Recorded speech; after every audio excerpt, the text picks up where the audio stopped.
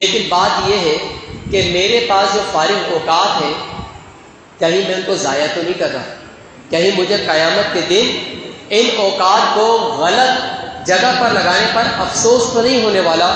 میں اس بارے میں ابھی سے غور کروں، کیونکہ ابھی ہمارا عمل کا وقت چل رہا ہے، ابھی ہمارا عمل کا وقت چل رہا ہے۔ جس بندے نے 2000 سال پہلے وفات پائی تو 2000 سال ابھی تک گزر گئے، 500 سال آنے والے 2500 سال اس کو ہو گئے، اور دنیا میں گزارے کتنے تھے؟ 100 سال فار ایگزامپل۔ تو اگر 100 سال اس نے دنیا کے اوپر، اس زمین کے اوپر گزارے جن کی مصروفیات میں، اس کے بعد وہ مر گیا، مرنے کے بعد اس نے قبر میں زیادہ عرصہ گزارا ہے، ہمیں اس کو کمپیئر کرنا پڑے گا، سوچنا پڑے گا اس بارے میں کہ بندہ قبر میں زیادہ عرصہ گزار رہا ہے، دنیا میں کم عرصہ گزار رہا ہے۔ ہماری سوچ یہ بنی ہوئی ہے کیونکہ ہمیں دنیا سامنے یہ مٹیریل نظر آ رہا ہے، ہمیں یہ مٹیریلسٹک لائف نظر آ رہی ہے، تو اس مٹیریل کو دیکھ کر، مادے کو دیکھ کر ہمارا رجحان اسی طرف ہوتا ہے۔ ہمیں نظر آتی ہیں نوٹوں کی گڈیاں، تو ان نوٹوں کی گڈیوں کی طرف ہمارا میلان ہوتا ہے۔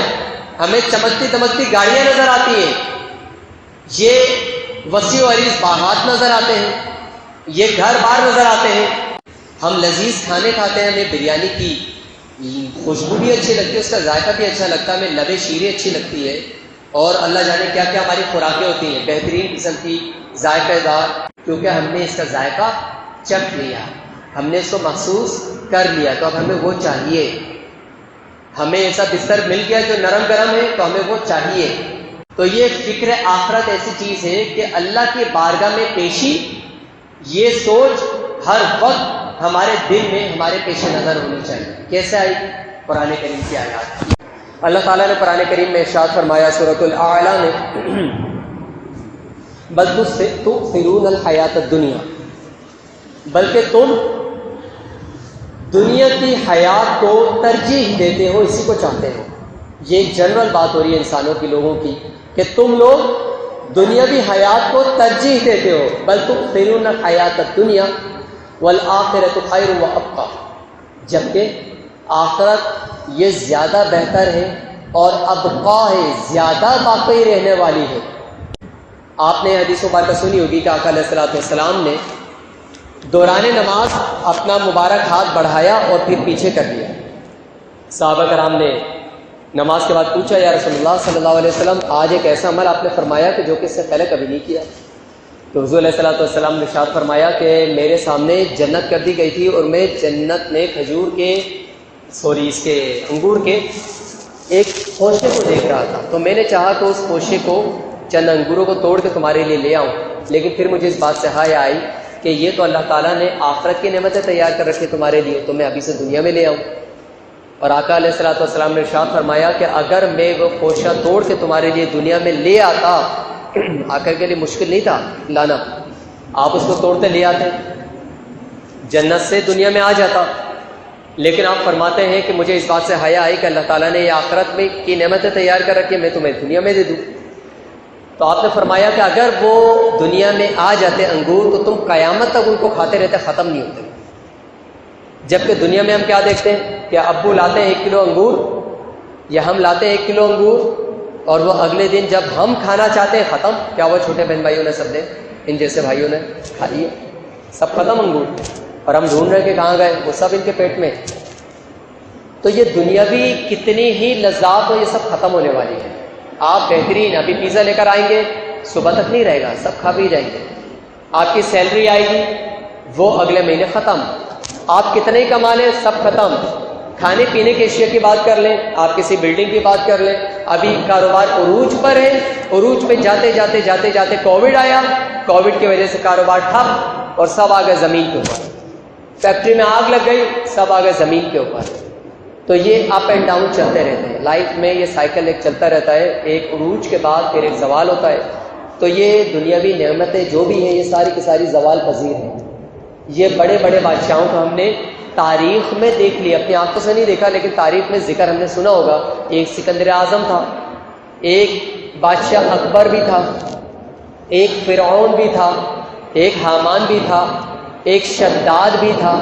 یہ تمام تر کون لوگ ہیں جن کے پاس بڑا پیسہ تھا، تو یہ سارے کے سارے جو پیسے والے لوگ ہیں، یہ وقتی طور پر پیسہ ہوتا ہے، اس کے بعد پھر سب کو کہاں جانا ہے؟ موت کے منہ میں چلا جانا ہے۔ کل نفس ذائقۃ الموت، ہر نفس کو موت چکھنی ہے، مجھے بھی مرنا ہے، آپ کو بھی مرنا ہے۔ تو اگر آپ سوچیں کہ یہی گیم کھیلتے ہوئے، یہی پٹی گیم کھیلتے ہوئے، یہی سنوکر کھیلتے ہوئے، یہی ٹی وی دیکھتے ہوئے، فیس بک چلاتے ہوئے، ٹک ٹاک دیکھتے ہوئے، ٹک ٹاک بناتے ہوئے، ویڈیوز اپلوڈ کرتے ہوئے، یہ چاہت دل میں رکھتے ہوئے کہ اتنے فالوورز ہو جائیں، اتنے لائکس ہو جائیں، اتنا فیمس ہو جاؤں، اتنا مشہور ہو جاؤں، گولڈن بٹن مل جائے، سلور بٹن مل جائے، وہاں کی شہریت مل جائے، تو آپ بتائیں کہ پھر جانا آخر کہاں ہے؟ تو ہم اس جگہ کے لیے کوشش کیوں نہ کریں کہ جو کہ دائمی ہے، مستقل ہے، جہاں سے ہمیں واپس نہیں آنا، جہاں پہ ہمیں جو نعمت ایک بار مل گئی اب وہ چھنے گی کبھی بھی نہیں۔ سردیوں میں انار آتا ہے جس کو آپ کھاتے ہیں تو آپ کا گلا خراب ہو جاتا ہے، گرمیوں میں آم آتا ہے جس کو آپ کھاتے ہیں تو آپ کے جسم پہ دانے آ جاتے ہیں۔ تو آپ تو بھائی یہ نعمتوں کو دنیا میں بھی استعمال ایسے نہیں کر سکتے کہ آپ استطاعت رکھتے ہیں کہ خرید کے لا سکتے ہیں، لیکن کھانے کے لیے معاملہ یہ ہے کہ جس کے پاس پیسہ ہے اس کو شوگر ہے، وہ آم نہیں کھا سکتا میٹھا۔ تو اب دنیا میں اگر آپ لے آئے اس کو کھانے پر قادر بھی ہیں تو یہ تو ختم ہو جانے والی چیز ہے، جبکہ اللہ تعالیٰ نے آخرت میں کیا چیز تیار کر رکھی ہے؟ خیر و ابقیٰ، جو کہ دنیا سے زیادہ بہتر ہے اور دنیا سے زیادہ باقی رہنے والی ہے۔ کیونکہ باقی تو آپ سمجھ لیں کہ ہم دنیاوی اعتبار سے کہہ سکتے ہیں کہ ایک چیز باقی رہتی ہے، لیکن حقیقتاً دیکھا جائے تو اخروی نعمت تو ختم ہوگی ہی نہیں، انسان ہی ختم نہیں ہوگا۔ یہاں پر ایک بچہ پیدا ہوتا ہے اور بڑے ہوتے ہوتے ہوتے ہوتے بزرگ کی خدمت میں یعنی ان کی عمر میں آ جاتا ہے، اور 60 سال 50 سال 55 سال کی عمر میں انسان آ جاتا ہے، اور پھر ایک وقت آتا ہے کہ بندہ پہ دنیا سے کوچ کر جاتا ہے۔ وہ عمر ہوگی جس میں انسان بھرپور توانا ہوتا ہے، انتہائی قوی ہوتا ہے، وہ عمر ہوگی جنت میں جانے کی۔ اب جنت میں جب ہم چلے گئے تو اس کے بعد پھر کیا ہوگا؟ کیا اس کے بعد پھر ہم بوڑھے ہوں گے؟ اگر جنت میں 30 سال کی عمر میں گیا ہوں تو 100 سال کے بعد کتنے سال کا ہو جاؤں گا؟ 30 سال کا۔ اچھا 1000 سال کے بعد پھر میں کتنے سال کا ہو جاؤں گا؟ 30 سال کا۔ اچھا 10,000 سال کے بعد میں کتنے سال کا ہوں گا؟ 30 سال کا۔ بھائی 30 سال سے بڑھے گی نہیں عمر۔ تو اب جنت میں جب آپ گئے ہیں تو بس جوانی جوانی جوانی جوانی عمر گزرتی جا رہی ہے، لیکن جوان کے جوان، جوان کے جوان، جوان کے جوان۔ وہاں پر جو ذائقہ آپ چکھ رہے ہیں، ہر دفعہ نیا ذائقہ، ہر دفعہ نیا ذائقہ، ہر دفعہ نیا ذائقہ۔ مزے کی بات یہ ہے کہ یہاں پر صبح آپ کو اٹھنا پڑتا ہے، کسی کو اسکول جانا ہے، کسی کو مدرسے جانا ہے، کسی کو جاب پہ جانا ہے، کوئی نہ کوئی کام تو ضرور ہوگا، فالتو بیکار بندہ کوئی نہیں ہوگا۔ جب آپ جنت پہ جائیں گے تو وہاں پر ٹینشن فری لائف ہے، وہاں پر آپ کو نہ جاب کی فکر ہے، نہ کمانے کی فکر ہے، نہ سیکھنے کی فکر ہے، نہ تعلیم کی فکر ہے، نہ خرچ کرنے کی فکر ہے، نہ ڈاکٹر کے پاس جانے کی فکر ہے، نہ کھانے کی کوئی ٹینشن ہے، نہ کوئی سڑنے کی ٹینشن کہ چیز آپ زیادہ لے آئے سڑ کے پھینکے گی۔ وہاں پر آپ کو طعام ملے گا، کھانا پینا ملے گا۔ ادھر آیا، آپ نے جتنا کھانا ہے کھایا، اور اس کے بعد پھر غائب۔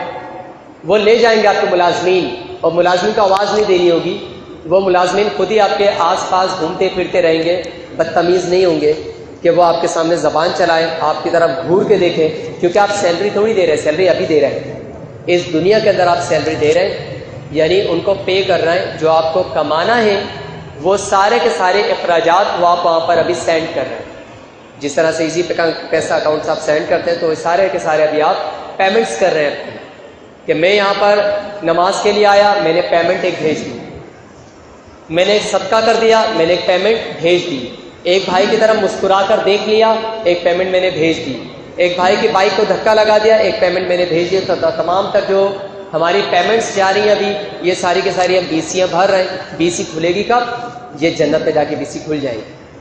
تو جب یہ تمام تر چیزیں ہمارے پیش نظر رہیں گی تو کیا ہوگا؟ اس کی بدولت ہماری جو دنیا ہے وہ بہکے گی نہیں، ہمارا عمل وہ متاثر نہیں ہوگا، ہم ادھر سے ادھر بھٹکیں گے نہیں۔ کیوں؟ کیونکہ ہمیں جو کچھ بھی کرنا ہے اس کا رزلٹ ہمیں بہترین قسم کا ملنے والا ہے آخرت میں۔ اور آخرت کے بارے میں اللہ تعالیٰ نے فرما دیا کئی مقامات پر قرآن کریم کے اندر، بہت ساری ایسی آیات ہیں، ہم مطالعہ کریں قرآن کریم کا تو ہمیں پتہ چلے گا کہ جنت کی نعمتیں کیا ہیں جنت کے بارے میں اللہ تعالیٰ نے کیا کیا ارشاد فرمایا ہے، دنیا کے بارے میں اللہ تعالیٰ نے کیا فرمایا ہے، قیامت کے بارے میں کیا فرمایا ہے، یہ تمام تر آیات مبارکہ یہ قرآن کریم کے اندر ہمیں سمجھانے کے لیے، ہماری توجہ دلانے کے لیے، ہمیں آخرت کی طرف راغب کرنے کے لیے، نیک اعمال کی طرف مائل کرنے کے لیے اللہ تعالیٰ نے بیان فرما دی۔ شیطان کے بارے میں فرما دیا کہ ان الشیطان للانسان عدو مبین، کہ بے شک یہ شیطان انسان کا کھلا دشمن ہے۔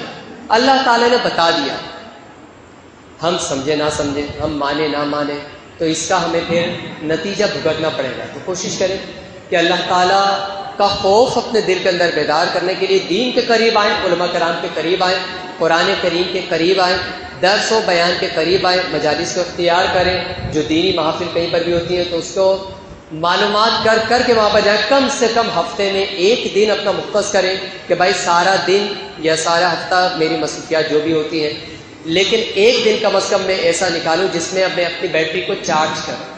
ہمارے موبائل کو چارجنگ کی ضرورت ہوتی ہے، ہمارے اندر بھی ایک بیٹری ہے جس کو چارجنگ کی ضرورت ہے، اور یہ چارجنگ ہوگی آپ کے بیانات کے ذریعے سے۔